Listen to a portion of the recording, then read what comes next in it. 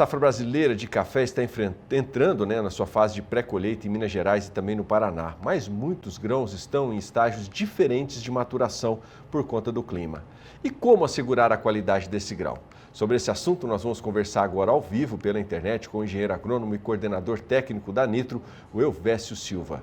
Muito bom dia, Elvésio. Um prazer recebê-lo aqui no Bom Dia Produtor, para a gente levar informações de qualidade, pessoal que está acompanhado na gente. Eu gostaria de começar, primeiramente, explicando aí, que você explicasse para a gente qual que é a expectativa em relação à produção brasileira de café nesse ano e as variações climáticas causadas pelo El Niño podem afetar essa produção? Bom dia. Bom dia, Adriano. Bom dia a todos. Então, nesse ano, a gente teve aí alguns fenômenos que impactaram, de certa forma, a previsão de produção até agora. Mas, de maneira geral, ela é positiva. A gente espera um acréscimo aí em torno de 2 até 5% na produção total no país inteiro. E com o fenômeno climático El Niño, a gente teve aí condições adversas em várias regiões do país que são produtoras.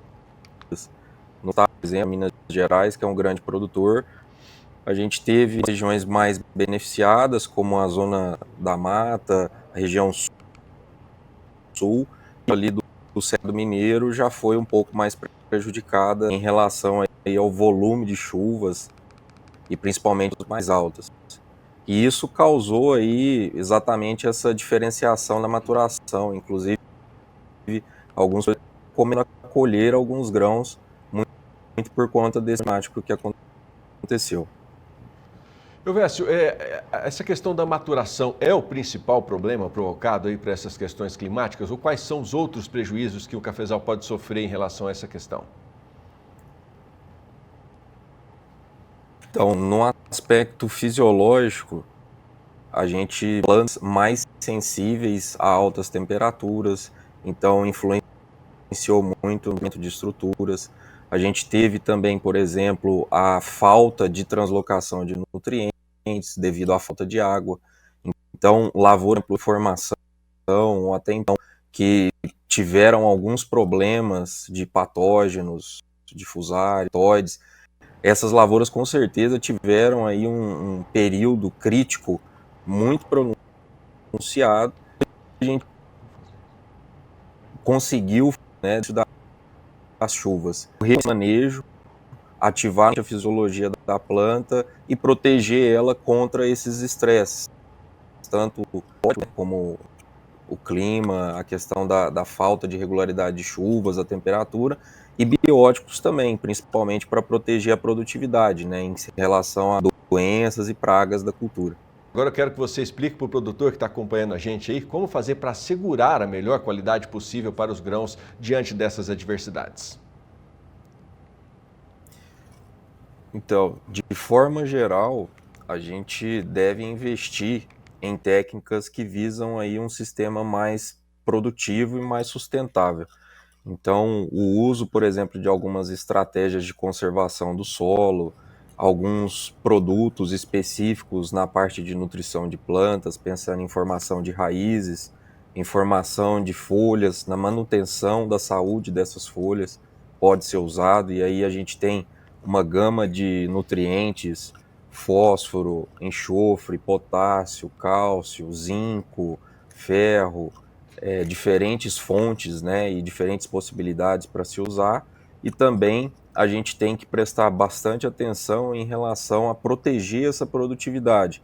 Então, o controle de doenças ser bem efetivo, né, o produtor monitorar a sua lavoura para ver se tem algum patógeno sobressaindo em relação aos demais.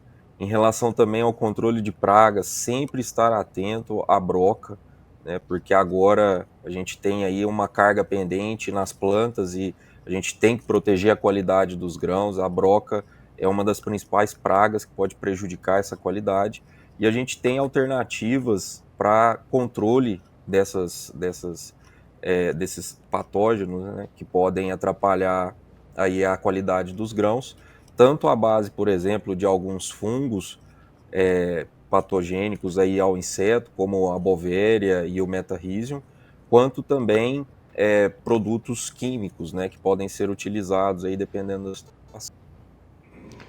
Pensando já nessa próxima safra, terminada a colheita, o que o produtor deve fazer? Qual que é a medida imediata para fazer para garantir a qualidade da próxima safra? Então, pensando no crescimento aí da planta do café, né, o principal ponto de atenção é fazer uma boa colheita, fazer uma colheita tranquila, sem prejudicar o crescimento oriundo aí para a próxima safra. Também se atentar bastante em como que a planta vai encontrar aí algumas dificuldades climáticas durante esse ano, né? Essa virada de chave, talvez de El Niño para Laninha, então vai mudar um pouco a dinâmica de crescimento da planta. E o produtor ele sempre precisa estar atento em manejar bem o solo, porque a planta, a raiz dela é a base de tudo. Então, a planta bem nutrida, com um bom sistema radicular, ela se sobressai mesmo em adversidades climáticas e consegue trazer a estabilidade produtiva que é tão sonhada aí para os agricultores.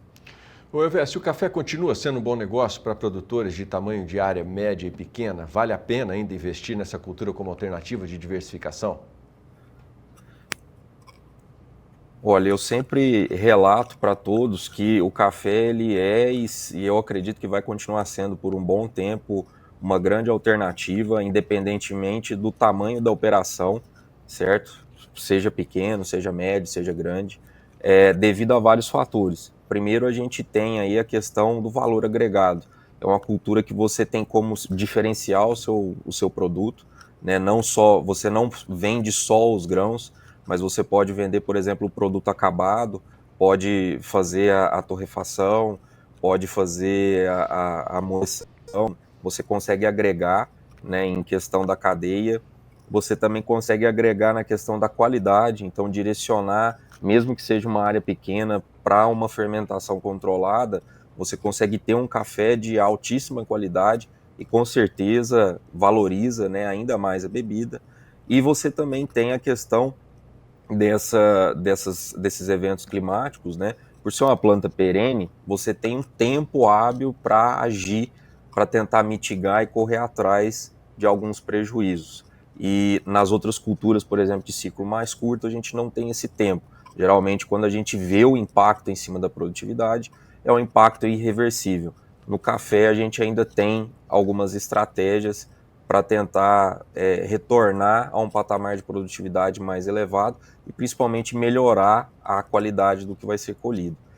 Em relação, por exemplo, à comercialização, né, uma cultura que sempre tem uma demanda crescente de comercialização, então o uso, o consumo no mundo todo, geralmente ele é sempre positivo, ano após ano. Então as pessoas sempre estão consumindo mais café.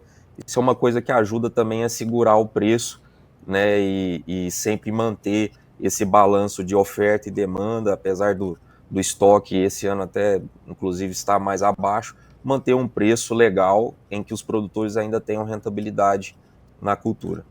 Professor, nós estamos no ano de bienalidade positiva ou negativa? E como isso pode impactar nessa questão dos preços? Então, essa bienalidade é muito complicada a gente determinar, porque varia muito de região para região.